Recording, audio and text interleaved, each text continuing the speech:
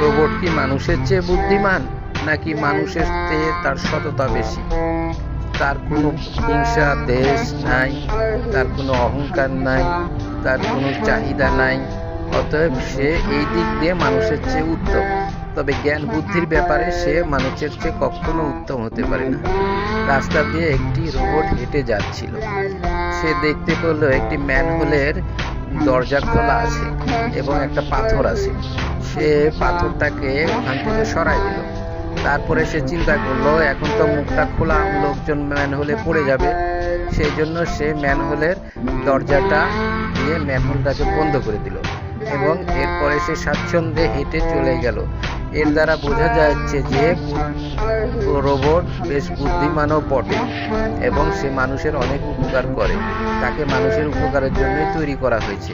এই জন্য যে উপকার দরকার সেটাই করবে।